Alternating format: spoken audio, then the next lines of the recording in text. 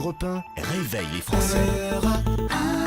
Europe 1, 7h54, Thomas Soto. La justice a tranché, les médecins doivent continuer à alimenter Vincent Lambert, ce tétraplégique en état de conscience minimale. Il n'y aura pas d'euthanasie pour lui. Bonjour Danny Cohn-Bendit. Bonjour Thomas. Hier, vous avez écouté attentivement le témoignage du neveu de Vincent Lambert, qui était mon invité dans l'interview Vérité d'Europe 1.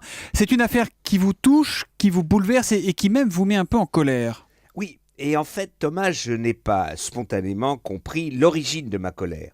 Pendant l'interview du neveu de Vincent Lambert, j'ai senti un agacement monter en moi. Non pas contre le neveu qui a fait preuve d'une dignité et d'un calme à toute épreuve, mais quelque chose me dérangeait.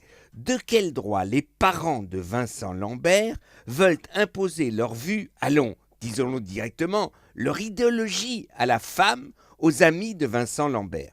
Un homme adulte s'émancipe, s'autonomise de sa famille, crée sa propre famille, devient maître de sa propre vie.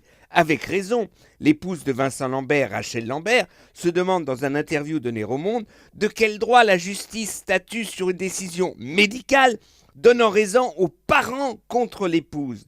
C'est sa femme qui a vécu avec lui les moments les plus intimes, les discussions les plus intenses des dernières années avant l'accident. Elle seule, avec leurs amis, peut et sait comment voulait vivre et ne pas vivre Vincent Lambert. C'est elle qui légitimement connaît la volonté, l'état d'esprit de Vincent Lambert.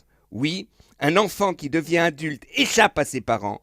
Autant je comprends la douleur que peuvent ressentir des parents, autant je trouve inadmissible que la religion, l'idéologie des parents s'impose et balaye la vie d'adulte de votre enfant. La majorité, ce n'est pas seulement avoir le droit de voter, c'est d'avoir la possibilité de vivre sa vie, de choisir librement son conjoint, ses amis, son métier. Un adulte n'appartient plus à ses parents. Que les parents osent imposer leurs fantasmes idéologiques à l'épouse et aux amis de Vincent Lambert, adulte, est déjà scandaleux. Mais que la justice donne raison aux parents me révolte. Danny, c'est évidemment pas facile de se positionner sur un débat aussi compliqué avec des cas, des histoires humaines qui sont toutes différentes les unes des autres. Vous arrivez à avoir une position tranchée sur l'euthanasie ?